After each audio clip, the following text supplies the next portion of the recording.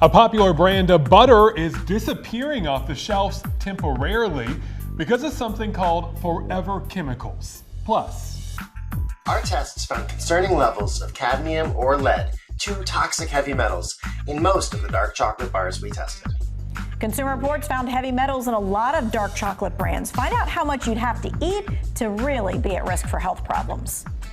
And these two bottles of ketchup from the US and the UK seem almost identical. But wait until you see the difference in their ingredients. Today, we're chewing on what's really in your food. Let's dig into it. When we go to the grocery store, we're used to checking all kinds of labels, from that expiration date to the calorie count also. Yeah, now some doctors want you to look for another label, one that says no PFAS. Dina Demetrius digs into why it could be important to your health.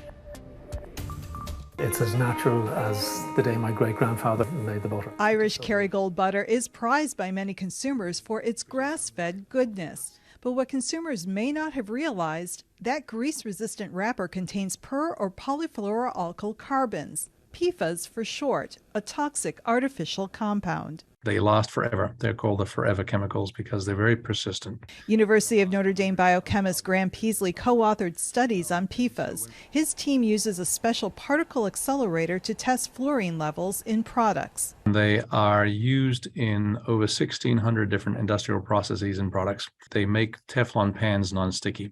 They make clothing waterproof.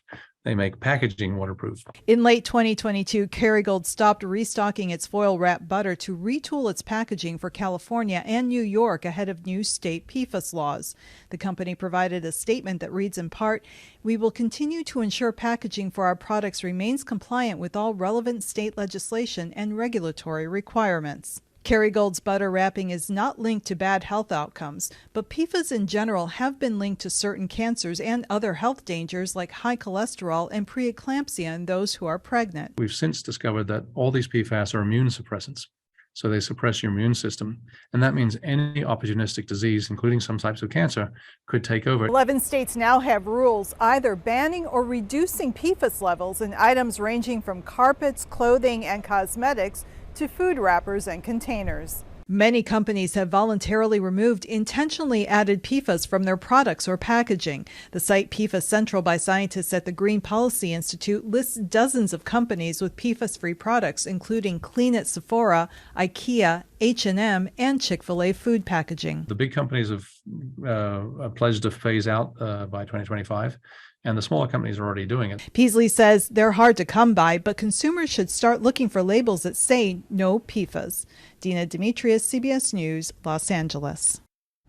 While you're looking at stuff on the products, ketchup is a favorite around the world. Look at these two bottles. They seem pretty similar. You got the one from the UK over here and the US one over here.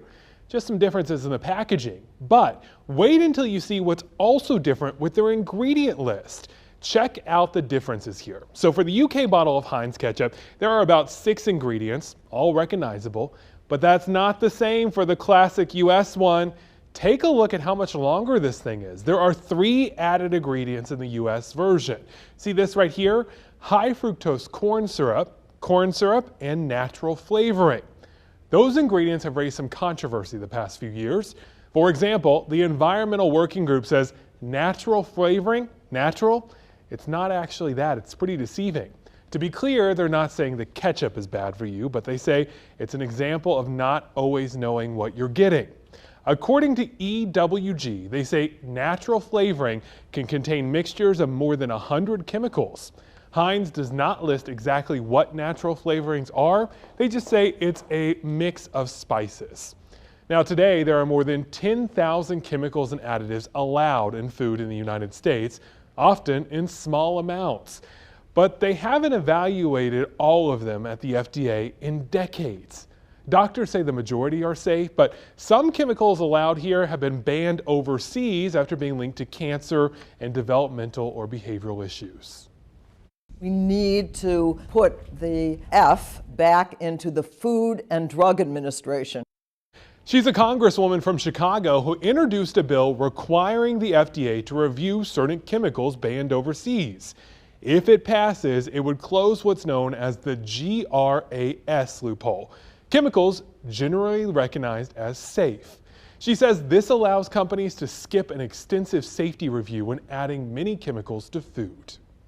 Well, the Congresswoman says we are far behind other countries in food regulations. Right now in California, there's a proposed legislation that would ban 5 common chemicals from all foods that are sold. California would be the first state to do this, and that could then trickle down to other places. It's not just chemicals, though. There are also heavy metals to watch out for. A new Consumer Reports investigation reveals a dark side to some of your favorite dark chocolate. Our tests found concerning levels of cadmium or lead, 2 toxic heavy metals, in most of the dark chocolate bars we tested. Consumer Reports tested 28 dark chocolate bars, and the results? For 23 of the bars, eating just an ounce a day would put an adult over a level that CR's experts and public health authorities say may be harmful. Long-term exposure to heavy metals can cause kidney damage, hypertension, and reproductive issues. Don't just assume that organic is better. CR's test found that organic dark chocolate was just as likely to have concerning levels of heavy metals as other products. Okay, growing up, we were always told chocolate wasn't the healthiest option anyway, but fish is supposed to be one of the best things you can eat. Except doctors say some kinds could have high levels of mercury that could cause some problems. Possible health risks from mercury include impaired brain function, loss of smell, and developmental delays in children. If you have a high mercury level while the brain is developing in a fetus, there can be cognitive issues later in life. So we're very cautious in a developing brain. So that is young children and pregnant women especially need to keep mercury away from those neurons that are developing. CBS News medical contributor Dr. David Agus says certain fish have more mercury. It's the larger fish and the deeper fish where you get the mercury. Swordfish, tuna, and other big deep fish have higher levels of mercury. Very little mercury, for example, in salmon and trout and other smaller fish that are at the surface. So for typical adults, it's best to not eat those fish too often. You can have 1 to 3 servings a week of tuna, and as an adult, it would be very safe. The doctor says, as always, moderation is key. Of course, trying to consume safe and healthy foods can sometimes feel overwhelming. The bottom line is we learn more every day about what we put into our bodies, and the more you know, the more you can protect yourself.